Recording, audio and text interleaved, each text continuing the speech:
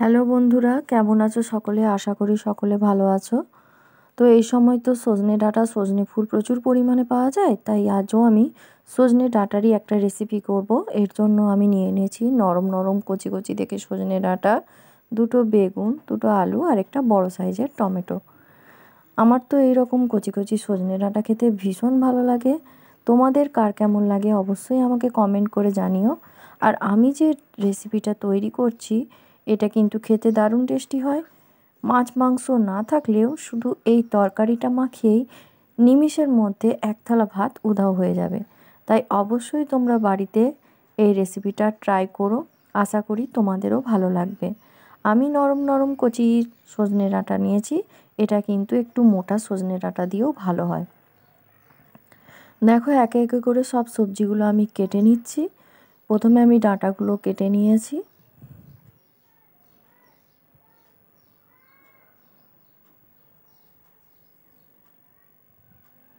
এরপর দুটো মাঝারি সাইজের বেগুন নিয়েছি। বেগুনগুলোকে আমি 4 ফালি করে কেটে নিচ্ছি। বেশি সরু সরু করে কাটলে বেগুনগুলো ঘেঁটে যাবে, তখন তরকারিটা দেখতেও ভালো লাগবে না আর খেতেও ভালো লাগবে না। তাই বেগুনগুলো সেদ্ধ হবে অথচ গোটা গোটা থাকবে, সেই জন্যই আমি এই বেগুনগুলোকে বড় বড় সাইজের টুকরো করে 4 টুকরো করে নিয়েছি।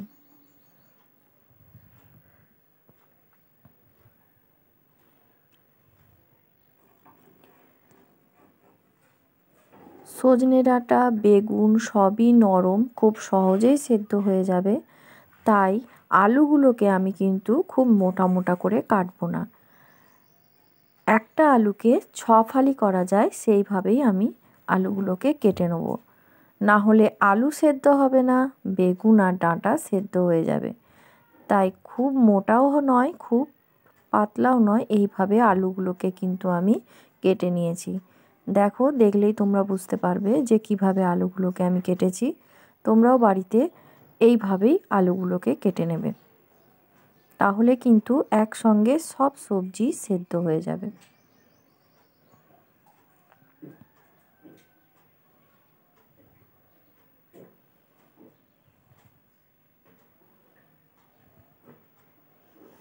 এবার একটা বড় সাইজের টমেটো নিয়ে নিয়েছি, টমেটোটাকেও 4 ফালি করে নিচ্ছি। এই টমেটোটা কিন্তু একটার জায়গায় দুটো দিলেও স্বাদ আরও ভালো হয়। টমেটোটা দুটো দিলেও খেতে ভীষণ ভালো লাগবে, তাই তোমরা যারা টমেটো পছন্দ করো তোমরা কিন্তু দুটোও দিতে পারো। দেখো সব সবজি আমার কাটা হয়ে গেছে। আর লাগবে আমার মিডিয়াম সাইজের একটা গোটা পেঁয়াজ।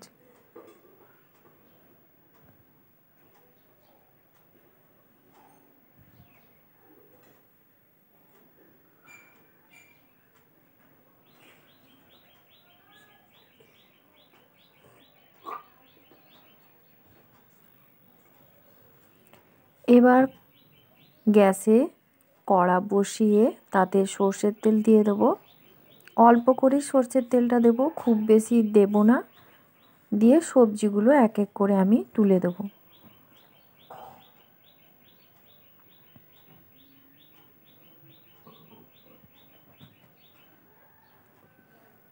দিয়ে এর মধ্যেই পরিমাণ মতো হলুদ আর নুন দিয়ে একটু নাড়াচাড়া করে নেব। তোমরা চাইলে কুকারে করতে পারো, কিন্তু কুকারে দিলে টপ করেই সবজিগুলো কিন্তু ঘেঁটে যেতে পারে। তাই চেষ্টা করবে যে কড়াতেই সবজিগুলো সেদ্ধ করার, তাহলে কিন্তু রান্নার পরেও সব সবজিগুলোই গোটা গোটা থাকবে। দেখো একটু নাড়াচাড়া করার পর আমি টমেটোটাও দিয়ে দিচ্ছি। এবার টমেটোটা দেওয়ার পরে আমি পরিমাণ মতো জল দিয়ে দেব, দিয়ে ঢাকা দিয়ে দেব, যাতে সবজিগুলো সব ভালোভাবে সেদ্ধ হয়ে যায়।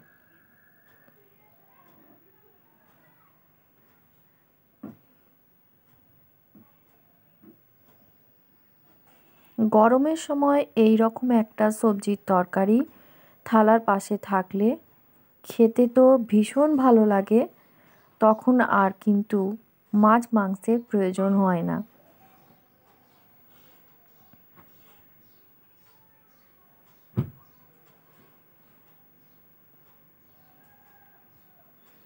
দেখো সবজিগুলো প্রায় আমার সেদ্ধ হয়ে গেছে।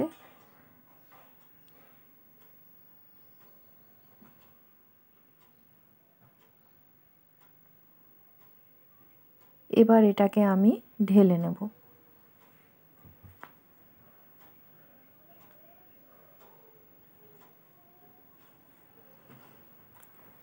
এই তরকারিটা রান্না করতে যে আমি মিডিয়াম সাইজের পেঁয়াজটা নিয়েছিলাম, ওটা প্রথমে আমি বেটে নেব, বেটে তুলে নেব। এরপর দিয়ে দেবো আমি 2 চামচ মতো সর্ষে, আমি কালো সর্ষেই নিয়েছি, তোমরা চাইলে যে কোনো সর্ষেই ব্যবহার করতে পারো। সর্ষেটাকেও ভালো করে বেটে নেব। এবার কড়াটা পরিষ্কার করে সেই কড়াতে আবার তেল দিয়ে দেব। তেল দিয়ে আমি বিউলির ডালের বড়িগুলো পরিমাণ মতো ভেজে নেব। এই বড়িগুলো কিন্তু আমাদের বাড়িতেই তৈরি, আমার মাই বড়ি দিয়েছে। আমার মা ভীষণ সুন্দর ভালো বড়ি দেয়, তো মায়ের হাতেরই এই বড়িগুলোকে আমি হালকা আঁচে নেড়ে চেড়ে ভেজে নেব।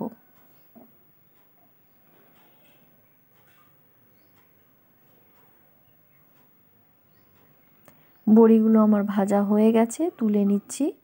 এবার ওই তেলেতেই দেখো আমি কিন্তু বেশি তেল দেইনি, ওই তেলেতেই আমি ফোড়ন হিসাবে দিয়ে দেবো 5 ফোড়ন, শুকনো লঙ্কা আর 2টো তেজপাতা। ফোড়নটা হয়ে গেলে ওর মধ্যে যে পেঁয়াজটা বেটে রেখেছিলাম, পেঁয়াজ বাটাটা দিয়ে দেবো, দিয়ে কিছুক্ষণ কষিয়ে নেব যাতে পেঁয়াজের কাঁচা গন্ধটা চলে যায়।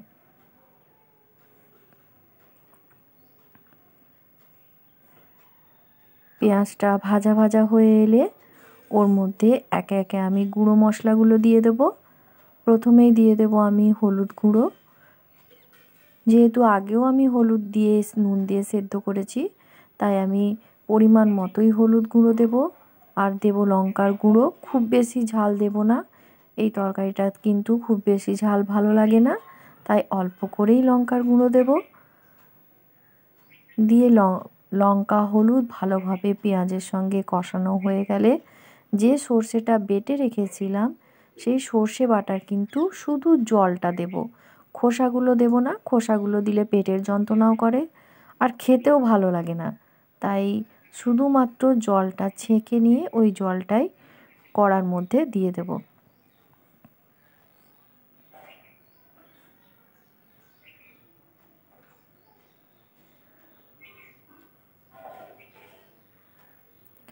সর্ষে বাটার জলটা দিয়ে খানিকক্ষণ ফুটতে দেব। এরপর যখন মশলাটা শুকনো শুকনো হয়ে আসবে,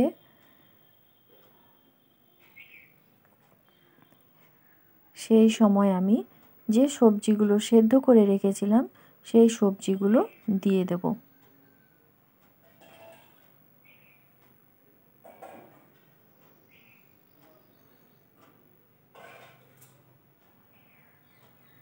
এরপর আমি আরও একটু পরিমাণ মতো জল অ্যাড করব, কারণ এই তরকারিটা একটু ঝোলঝোলি হবে, এই ঝোলটাই মাখিয়ে মাখিয়ে ভাতে খেতে ভীষণ ভালো লাগে।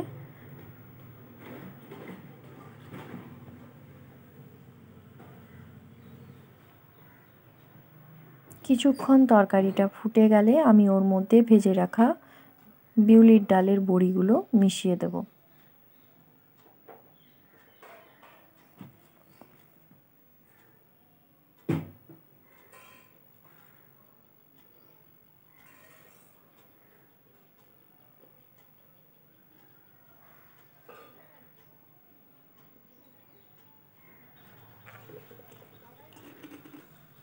বড়িগুলো দিয়ে কিছুক্ষণ ফুটিয়ে নেব।